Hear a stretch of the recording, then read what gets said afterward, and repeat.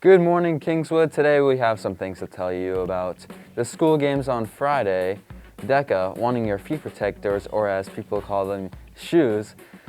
Some current day entertainment presents our new segment called Music, the Sandwich Fair Photography Awards, and finally sports. Now on to the show.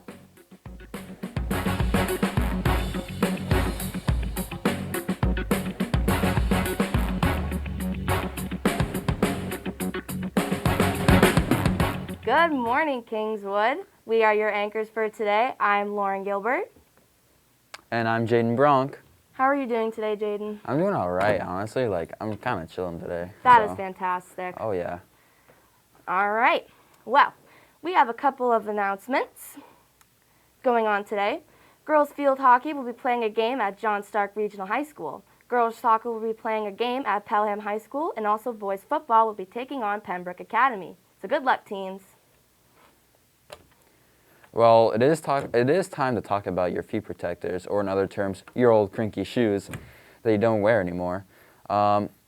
If you did have old shoes that you don't wear at all, why don't you just give them to DECA? Because honestly, DECA is looking for your shoes to bring in. So if you do bring in your old shoes, just bring them to the main office and you'll be good.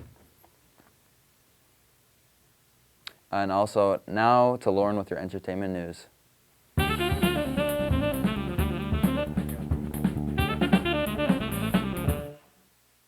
Good morning, Kingswood, and welcome back to the one and only Entertainment News with your host, Lauren Gilbert.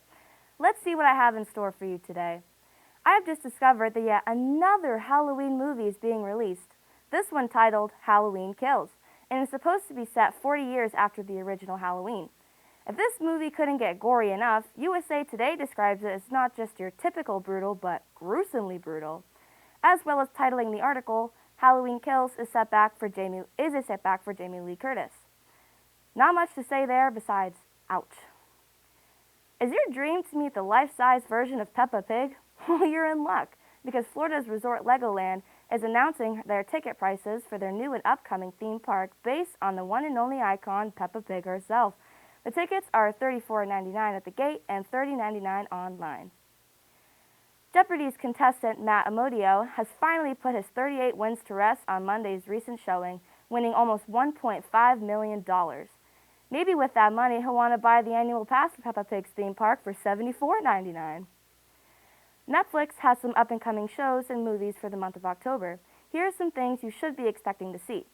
Season 3 of the Netflix hit You, a comical coming-of-age film The Duff, the heartbreakingly cheesy Titanic, and Chris Farley hits the screen in Tommy Boy. Go check them out. As a thriller and horror movie fan, and in honor of Halloween coming up in a few weeks, I'll rate a scary movie, or at least suggest one of my personal favorites. For today's movie of the week, I'll be rating the movie The Conjuring. I'd start off by giving this movie about an 8 out of 10 stars, although Rotten Tomatoes has rated it a whopping 8.5 stars. It is sure to keep you up at night, all in the name of entertainment, of course. The Conjuring sets back to 1971 in Harrisville, Rhode Island. Just days after the move-in, it doesn't take a rocket scientist to realize there's something supernatural going on in this house.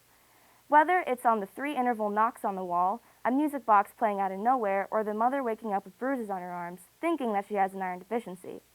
This family did what anybody would do and, instead of just moving out, called Ed and Lorraine Warren, two paranormal investigators who also felt an unearthly presence the second they stepped foot into that house. This suspenseful movie is sure to unsettle you and leave you wanting to watch more. If that's the case, check out The Conjuring 2 and 3, The Nun, or any of the Annabelle movies. You can stream this movie on Netflix, Hulu, HBO Max, YouTube, and Amazon Prime. That is all for me this week. Once again, I'm Lauren Gilbert, and I'm signing out.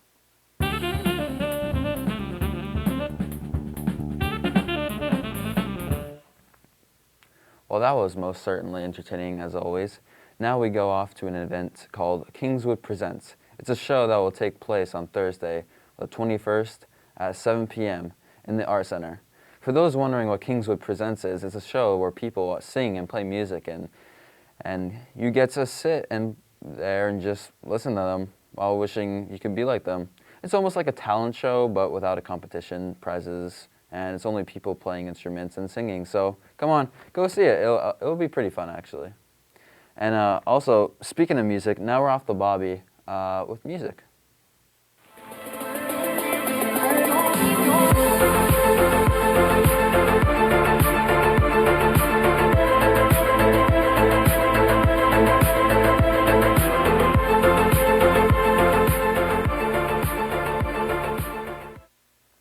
Hello, Kingswood, and thank you for joining me today. This is Music Corner, and I'm your host, Bobby Lebrecq. Today's discussion will be about the album of the week, so let's get right into it.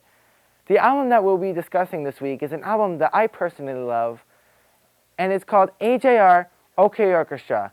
This album was released on streaming services and other places on March 26, 2021, so not too long ago. The album consists of 13 tracks, and almost all of the songs were produced by the three brothers themselves, Adam, Jack, and Ryan, but mostly Ryan. There are a lot of bright parts on this album, including the fact that there is a new and improved overture, which amazed me as I first heard it. It's absolutely incredible. But that's besides the point. OK Orchestra contains many different types of songs, some songs such as My Play and Christmas in June, which is extremely personal and emotional songs, while other songs such as Way Less Sad and Adventure Is Out There are much more upbeat.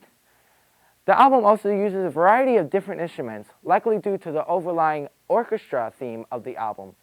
AJR has stated that this is the album that they are most proud of so far. My favorite song on this album has to be a song called Joe, because the instrumental is absolutely incredible once you hear it, and the beatboxing is unbelievably insane.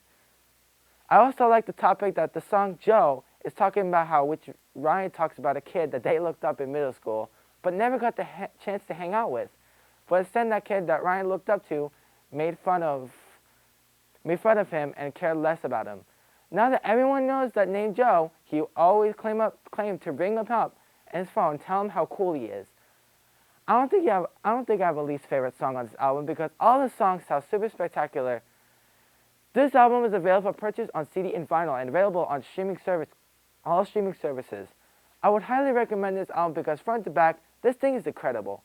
Anyways, that'll have to do it for me, Kingswood. Thanks for sticking around with me today. Now back to Jaden and Lauren in the studio.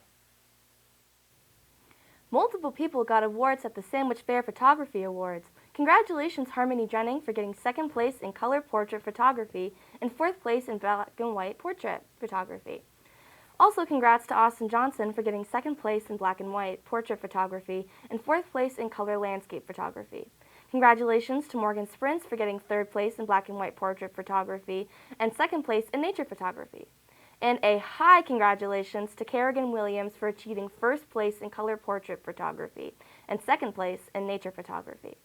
A last congratulations to Ava Zavis for getting third place in color portrait photography. Now to Elliot.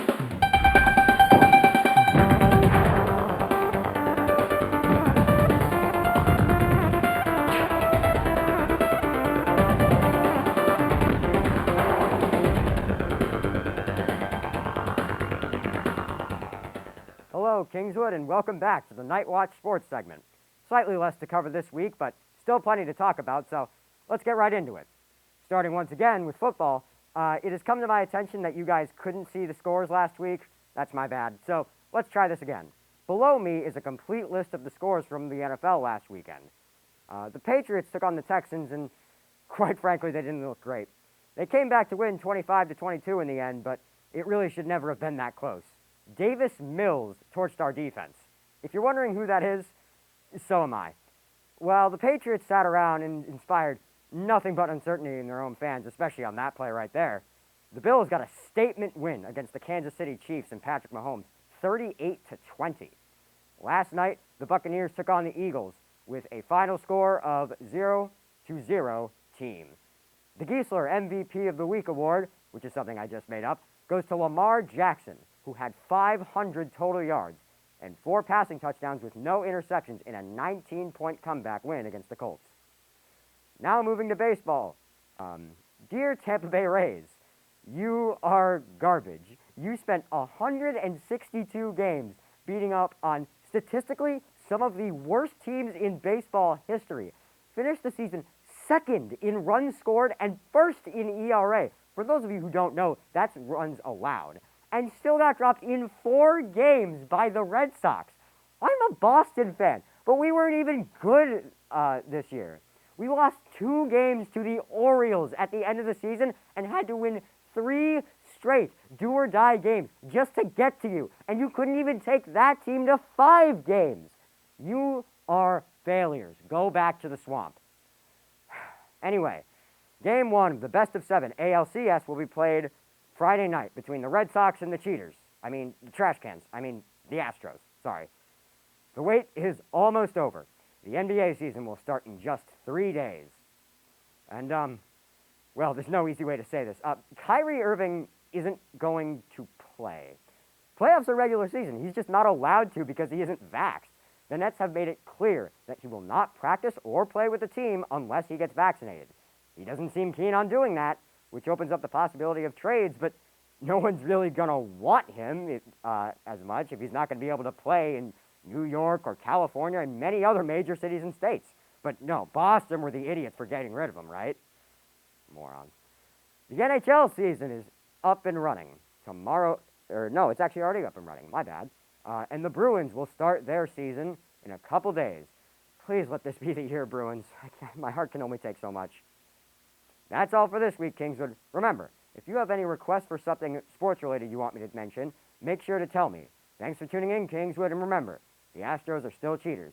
Now back to Name and Name in the studio. Thank you for that, Elliot.